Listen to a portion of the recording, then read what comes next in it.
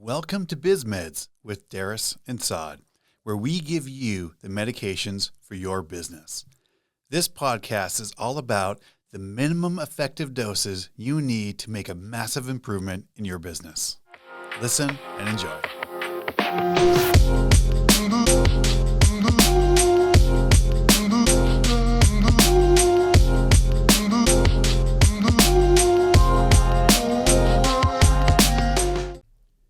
Hey guys, welcome back for another episode of Biz Meds. We are your hosts. My name is Saad. And I'm Darris. So for today's episode, we're going to talk about thinking models and fallacies. So that it's a big encompassing topic that you thought of, and honestly, it'd be an excellent space for business owners to kind of wrap their minds around. Yeah. Mostly because a lot of business owners come from this, and this is no disrespect or anything, like come from this idea that they got to do everything and say yes to everything. But a lot of times they end up saying no to themselves. Yeah. So the purpose of this topic is, again, to get around that, the way to focus towards the business by saying yes to the right things and understanding what it is that you're actually saying no to. Yeah. There's we talked about it. I remember, if I remember correctly, it was at the tail end of the last episode. What we talked about was to get more flow, right? So to get more flow or to get more focus, you have to be able to say no to things. Mm-hmm. And that's not always an easy thing to do. Mm-hmm.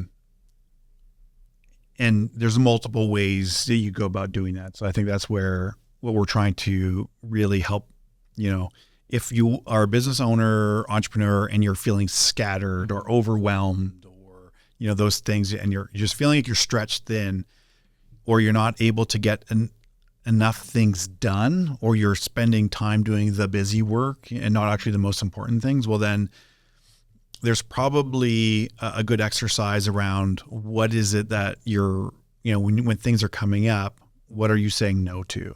If you look at it, and most clients and people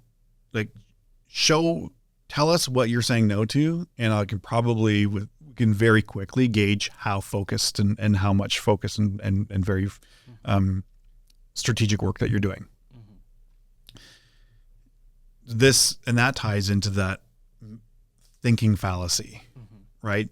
And it's not necessarily a fallacy. This is the thinking frameworks or the mental frameworks that are really important, because I think it's an oversimplified thing. You hear a lot of really successful people. I'll pick on Alex Hormozy a little bit, and he's a big proponent, and I agree with him 100%, is that, if you hear him now, he talks about, the reason why I get so much more done is I have way less distractions. I'm like, yes, well, there is neuroscience behind that. Is exactly what we are talking about. This is the cheat code. I say that. It really is, because we don't know how to focus. One of the biggest things is being able to say no to things. And when we think about that, it sounds easy in practice. The challenge is we're human, and our brains don't necessarily always fire that way. So when Alex says, "Oh, you just got to say no to things," that's great. Mm-hmm. I gave this a lot of thought, and I'm like, okay, logically that makes a lot of sense. Then why isn't that easy? Why isn't it just that easy to say no to things?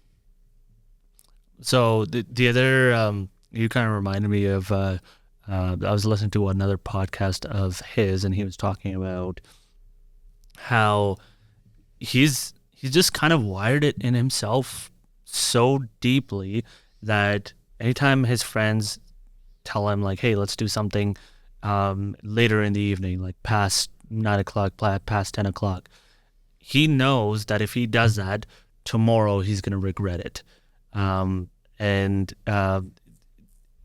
By saying no to that, he's saying yes to like his business growth or like whatever he's got on the go for the next day. A lot of times us as humans, we think about the immediate in the now and say that, oh, well, this is going to be a lot of fun. Because I've done this a lot. Fear of missing out. Fear of missing. Yeah, exactly. I've done this a lot because, once in a while, like a friend of mine is like, hey, let's go. We haven't hung out in a while. Let's go celebrate. We end up staying out till like 1 o'clock, 2 o'clock, 3 o'clock. The next day is a complete write-off because now your entire schedule is thrown off. And I know that this doesn't necessarily go hand in hand with the saying yes or no, but the reality is this is kind of the thinking model where you don't think about how this is going to impact your next day or your whatever. When you say yes to something, you don't fully comprehend how this is going to affect you specifically. The person that you're celebrating with might not have something as critical or something that they need to get done the next day. Yeah, it's really around, I think this is just, it's perspective. And it's how you actually interpret and think through. It's, when you're saying no to something, oh, I'm saying yes to this because this is going to be fun. And I know it's going to be fun. I'm going to go celebrate with my friend and we're going to do it. I'm saying yes. And what we don't like to do is say no. We've say what you want, especially to your friends and and people that you care about or people that because listen, the life of an entrepreneur, business owner, it gets fucking lonely. It gets lonely at times. So when you are there, it takes a great degree of discipline and grit to say no. And that usually for most people has a lot of negative emotional connotations. So we have a lot of negative emotional anchors to saying no, which is why we don't like to say no. So the challenge really is, okay, what can we do about that?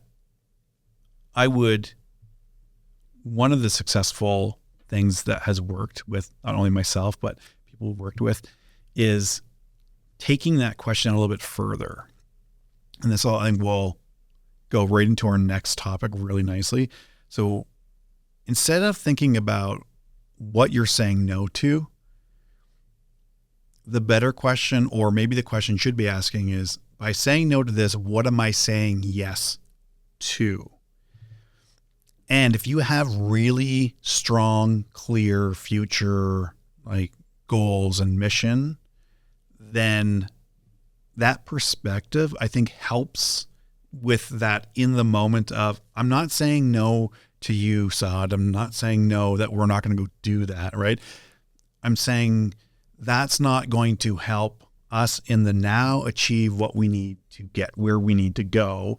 And that's actually a way easier thing to process and reason with and make that justification for, because it's that, no, I'm not taking, I understand that right in the now, okay, that's going to be fun in a moment, but we're on such a bigger mission and bigger game that whatever this is going to be is going to pale in comparison to what we're in store for. Right. And so that these are the things that kind of come up as you work with clients and you go through and you find with yourself, with myself, the things you get stuck on. And because this is something I've always wrestled with, and worked through, or try to work through, continue to work through, I think is more accurate. If it is just that simple, why isn't it just that simple? Well, sometimes it's harder to say no to the immediate, dopamine hit, yes, than it is to sacrifice for the future, right? And see that right there, if you're listening to this and when he said, or we say the word sacrifice, just notice what thoughts and feelings and everything you have attached to that word. Because the words are very powerful. We've talked about that in the past. We continue talking about that, just the power of words, and not so much the word, but the meanings we associate with that. If you've ever watched The Matrix, specifically the second one where Neo is stuck in the train station, and he's talking, and it has the father and the mother there with their little daughter, Sati, and the programs are saying, oh, we love our daughter, and Neo says, love, but that's a human emotion. He's like, no, love is just a word. What matters is what you attach to the word. And we are great as humans attaching a lot of meanings to words. And so sacrifice specifically is like, well, is it a sacrifice, or is it, or are we attaching too much meaning to that word sacrifice? So when we say it, it's like, oh, that feels like a really big, heavy thing. And why is that? Why do I attach that kind of meaning to that versus I'm actually not sacrificing. I'm actually avoiding, or I'm just choosing not to do something because I have a much bigger mission. I know if I do that, it's going to just delay the amazing things that I have coming down the road. And I'm deluding myself right now to thinking that this temporary little dopamine hit, right, is going to suddenly make it better. I'm going to be right back here versus, okay. And it's really that thinking fallacy. It's about that shift in perspective. It's the mental model around, or thinking models around this stuff that I think we're not born into the world. It's not like, oh, this is some revolutionary thing. This is okay, what's the one thing you can do about that to help you when you come up against the thinking problem of, to get more flow, I have to say no. Okay, well, you might attach a lot of things to the word no. So let's flip it around. Let's just shift it on its head and say, okay, so then what do you want to say yes to? What is it that you want to say yes to and use that as your fuel? Some people love to use no as a fuel. Mm-hmm. Some people love to use, Andy Frisella. Love that guy. He's the owner of First Form. If you haven't ever listened to Andy, that guy's fucking intense.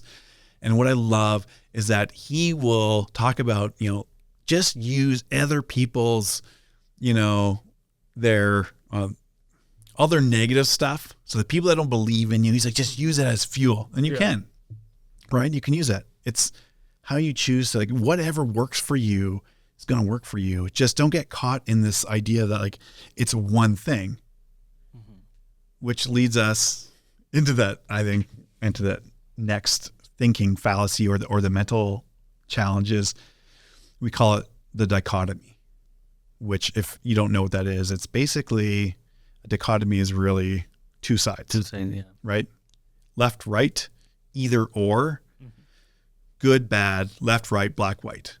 That's a really good example of thinking about, like, a dichotomy. And we as humans love, that, right? To live in a world of dichotomy where it's either or. If it's not this, it's this. And if it's not that, it's that. If I'm not skinny, I'm fat. And you're not good, you're bad. Yeah, exactly, right? Yeah. And if you're not a liberal, you're a conservative, and vice versa. And it's like, wow, that is a huge thinking roadblock and fallacy for a lot of people I see. Because if you take that and you move that out, or you look at, the people you lead, and it's like, what? So if they're not smart, they're dumb. If they're not great, they're terrible. And we apply, whether or not we're even aware of these things, we apply a lot of these dichotomies to people, or saying the situation it's not good, well, it must be terrible. No, it just is. And how you choose to look at it is going to, and understanding that for a lot of these things, there's a whole spectrum in the middle, right? So I may not be thin, but I'm certainly probably not what one consider fat. I could be on my way to being thinner, right? So there's a whole lot of gradation. It's not black or white. There's a lot of gray in there. Yeah. And the funny thing about that also is that, so being thin might not also be the best thing, right? Yeah. You see people that go to the gym that are in shape, not necessarily thin. Yeah. They might be, they might hold more muscle mass, right? Like a 180 pound muscular person versus a 180 pound like fat person. That's two different things. So I prefer the term fuscular. Fuscular. I'm fuscular. Well, and the problem is, because we live in such a black and white world, you don't see the the gray area. You don't see what's actually in between and what might actually be the right way. Oh, it's for them. Yeah, for them specifically. Right. Yeah. Yeah. And then we apply that, and we start to apply our biases like that on other situations. And it's, okay, does that mean I just blanket statements that everything is a spectrum? No, it's not what I said at all. So that would be like a clear indication of having a really clear thinking in a dichotomy. Mm-hmm. Oh, well, I didn't say that, so I must mean that. That's not what I'm saying. I didn't say that at all. Right? Do I personally believe there are certain circumstances where it is this or that? Absolutely. We're talking about business. We're talking about a lot of things about, as you're maturing, as you're leading yourself, as you're leading others, like being aware of some of the things that are going to get you caught up. And when you're leading people, like that kind of thinking style can get you in a lot of trouble, because you're now blocking out all of the different options and possibilities because you see two, and that's it. And you're completely willfully blind to all of the other potential solutions or things that could be, or possibilities. And as a result, so then like that is going to prevent you from growing. And then I think that also then ties back to in the maturity of thinking of, learning mindset or fixed mindset. And if you have a fixed mindset, I believe in my experience, you're much more of the dichotomy, right? It's very hard to think in possibilities because things can only be this or that.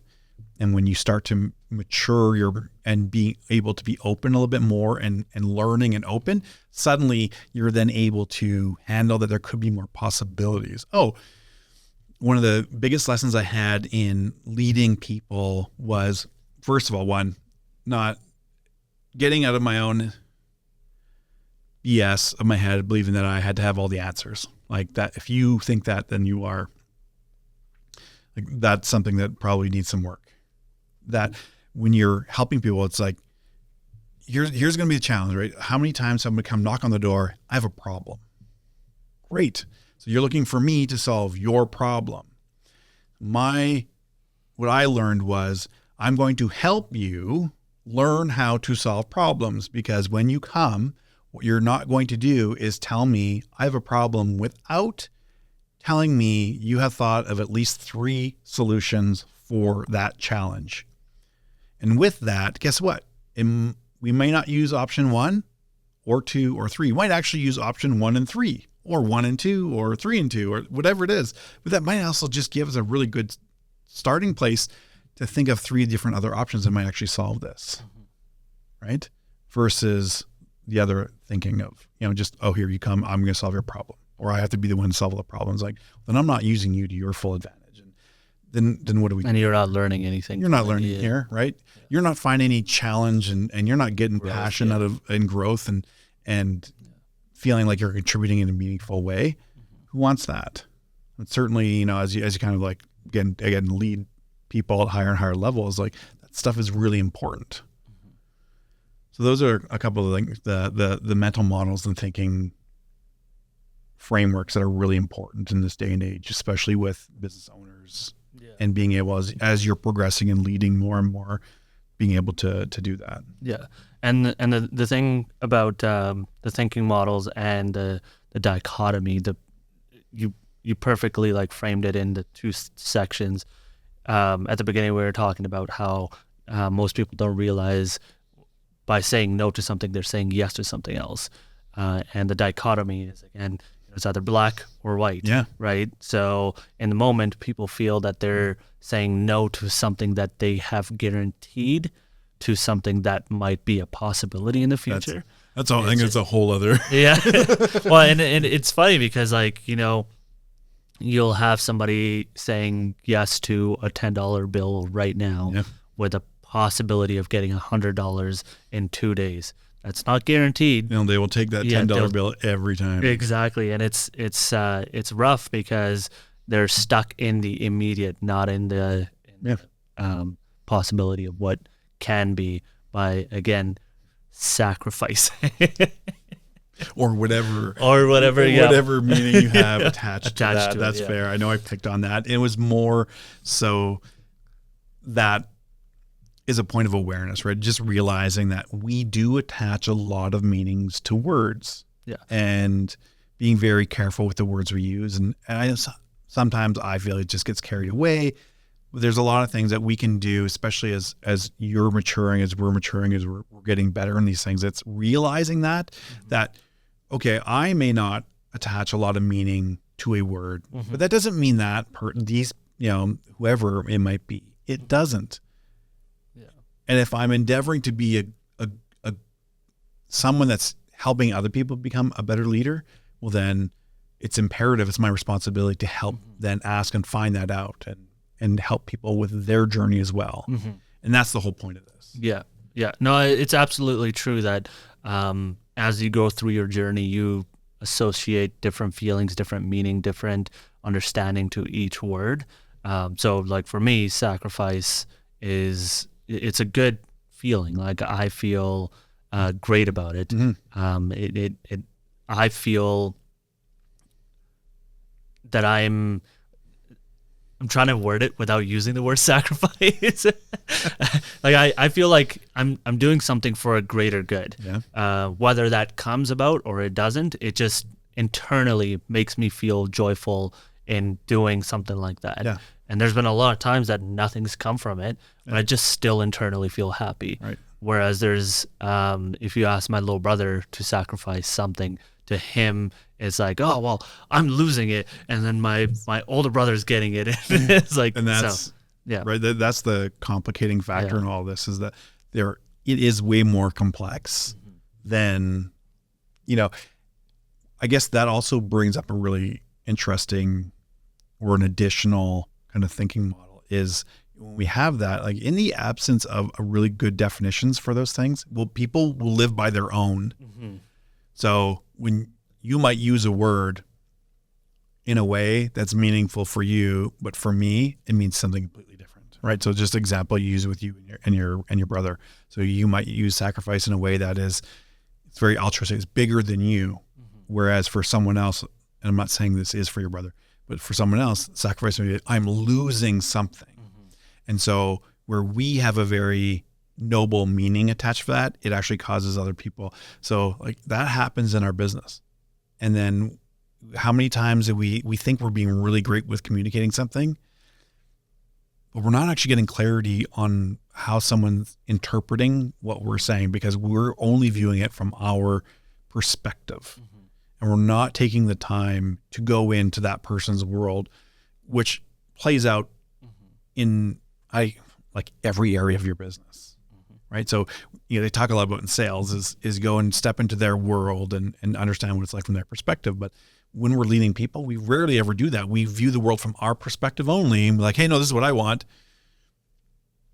And I think I'm really clear by saying this, that it means that this is due at this time, but I've never actually indicated that this is due at this time, or it's not due right away. But because I'm the owner, someone who hears me interprets that to mean I want it done immediately. So they move heaven and earth, they work all weekend, they do something because that's their interpretation of it. One of my great mentors, Chris, he once told me, he said, the higher you move in an organization, the higher your position is, the more weight your words carry. So, I'll use a tell story, a little example. You and I were sitting there, we're at the same level, and I just look over and like, Saad, you're an idiot. And you're like, yeah, you're an idiot too, whatever. Well, now let's just say I am now CEO. And I look over and I'm like, Saad, you're an idiot. Well, that's going to, the weight of those words has completely different meaning and context associated with those than when we're sitting here kind of like at the same level. So the one thing people have to be aware is, like, as an owner, as a leader, like the words that you say have a very, very different amount of weight and meaning towards them. So it becomes even more complex that not only do we have different meanings attached to words, but then based on where we're perceived to be, in in the company, that can be even more just because of I'm the owner, someone hears me say something and their interpretation of that is, oh my God, he called me an idiot. And I was just being flippant. Yeah. And I can say that because that has happened to me. Right. And it's terrible. But until you have that awareness, because you have people that are like, well, I want people to like me. It's like, guess what? Like, you've chosen the road of a business owner. Yeah. Like I said before, it's going to be lonely. It's not always going to be roses and, unicorns and igloos, popsicles. No, that's a really good example. A lot of times people don't realize that specific, thing. It's just a setting is definitely plays a big role. Like as friends, you can joke about and say a lot of things and not know that not feel that there's actually malice behind those words. The second that there's a hierarchy involved, now you feel, and that's kind of where the overwhelm comes from as well. And then there's a high potential for that. Exactly right. You just feel that the people above you don't see value in you, and you're just the quote unquote idiot on the team, right? So that's absolutely true. I don't think you're an idiot, by the way. I know, it's okay. I would have, if you were the CEO and you said that to me, I would have quit. I would have fired myself. I would have let you down. And then we're back to being equal. Like, you're an idiot. Yeah, idiot. So I guess if we go back and we started off the episode with talking about thinking models and thinking fallacies. We started really off jumping into one of the biggest mental models and fallacies of that no versus yes. And so to get more focus and with that, I guess, to get more done, you have to say no to things. And sometimes it's a shift in your mental perception of, by saying no, what am I actually saying yes to? So not getting caught in that, loop, which could, again, cause overwhelm, and now you're feeling stuck because you're not doing anything. And then now we go to, which I think perfectly carried over to that whole discussion on dichotomy. And this is more, it's like, is there anything you can do specifically? This is more the awareness piece of this is what's happening. So just like the first part of all of this is the awareness that this is an actual thing, that you might be doing this without even realizing it, and being aware of it is really important, because now once you have the awareness, you'll start to see it. And now you'll start to change how you, or just modify how you talk and do things. And like, oh wait, hold on a second. And that will just by its very nature start to modify your behavior a little bit. And then also looking at, the power of words, and being, again, aware that there are a lot of different meanings that people have attached to it, to words, just because of their own life experience, things that have happened to them.